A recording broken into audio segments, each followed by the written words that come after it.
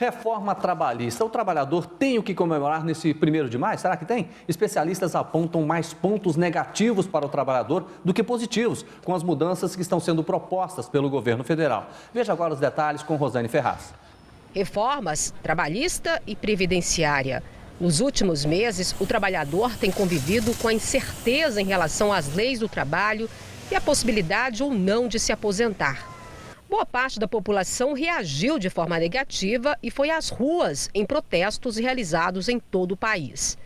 Hoje, Dia do Trabalhador, como a classe trabalhista encara o cenário atual? O cenário atual, infelizmente, é muito ruim, né? A gente não vê perspectiva nessa situação. E o governo realmente nota-se que não está trabalhando para a gente, né? Está só realmente visando em benefício próprio. Aprovada na Câmara dos Deputados, a reforma trabalhista altera mais de 100 pontos da Consolidação das Leis do Trabalho, a CLT. A maioria dos pontos é motivo de questionamentos. Entre eles, as férias, que poderão ser divididas em 3 vezes, jornada de trabalho de até 12 horas, com 36 de descanso. As empresas poderão negociar com o trabalhador acordos coletivos e a contribuição sindical será opcional. Quando o trabalhador é demitido, ele recebe uma multa de 40% sobre o saldo do FGTS. A reforma trabalhista prevê que o contrato de trabalho poderá ser extinto em comum acordo, com pagamento de metade do aviso prévio, metade da multa de 40% sobre o saldo do Fundo de Garantia por Tempo de Serviço. O trabalhador poderá movimentar até 80% do FGTS depositado pela empresa, só que não terá direito ao seguro-desemprego. Hoje, funcionárias grávidas não podem trabalhar em lugares que são considerados insalubres. Com a mudança, isso será permitido. São leis que, estão tentando lesar o trabalhador. Eu, estando grávida, vou trabalhar num local que me prejudica? Não vou. Não tem muita coisa assim boa que eu estou observando, não. Atualmente, a homologação da rescisão dos contratos de trabalho é feita nos sindicatos que representam a categoria. A reforma trabalhista prevê que isso poderá ser feito pela própria empresa na presença de um advogado ou do próprio funcionário. Para alguns, a reforma trabalhista traz evolução e vai estimular a economia. Para outros, é a volta da escravidão e a redução dos postos de trabalho, já que uma pessoa vai poder trabalhar mais horas por dia, diminuindo a possibilidade de contratações.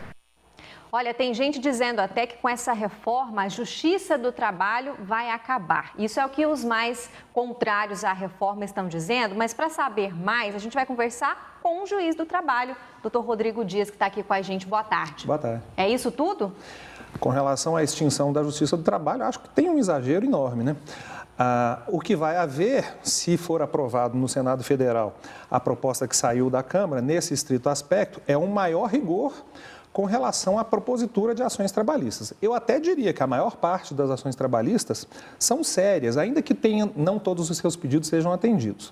Mas, infelizmente, existe muito disseminada a ideia de que você pode ajuizar a ação trabalhista sem medo nenhum, porque, na pior das hipóteses, você nada ganhará, mas nada perderá também. Isso estimula a que muitas ações sejam ajuizadas desnecessariamente. Sob esse estrito aspecto, eu acho que é positivo até a reforma, na medida em que, quando se constatar que a reclamação trabalhista foi ajuizada de forma abusiva, uma nova reclamação posterior estará condicionada ao pagamento de custas da anterior.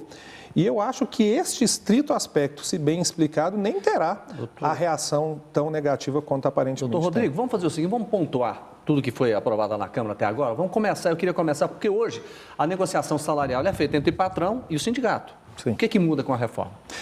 Com relação à negociação entre patrões e sindicatos, se for aprovado no Senado, que precisa ainda de espaço, né? Sim.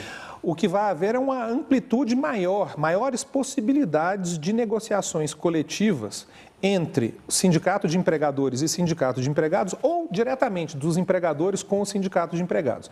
É o que se convencionou chamar por aí de prevalência do negociado sobre o legislado, né? Maior possibilidade de se negociar. Depende de uma série de fatores. Num sistema em que o sindicato efetivamente exerça a representatividade dos seus empregados, acho que é bom. Agora, nós temos um sistema sindical muito atrasado, para dizer o mínimo, né? A rigor seria talvez mais conveniente que antes da reforma trabalhista fosse feita a reforma sindical. Mas como assim não foi feito, a modernização do nosso sistema sindical está somente sendo tangenciada nesse projeto, mediante o término, o fim, a extinção da contribuição obrigatória que os empregados pagaram nesse mês de março passado.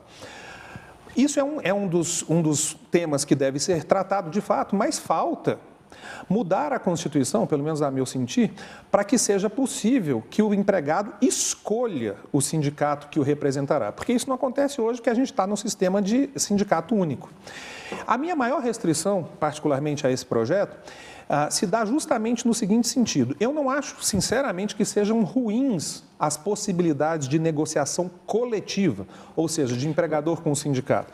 Mas é preciso que esse sindicato, que haja medidas para que esse sindicato seja forte. Mas o que é ruim nessa reforma? Esse é um aspecto que me parece ruim.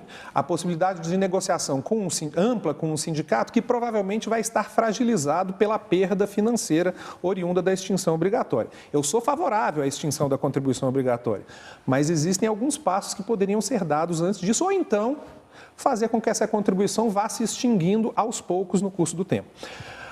Pontos negativos em específico, na minha visão, foi ajustado que, por exemplo, empregado e empregador podem negociar diretamente, sem intervenção do sindicato, banco de horas por até 6 meses.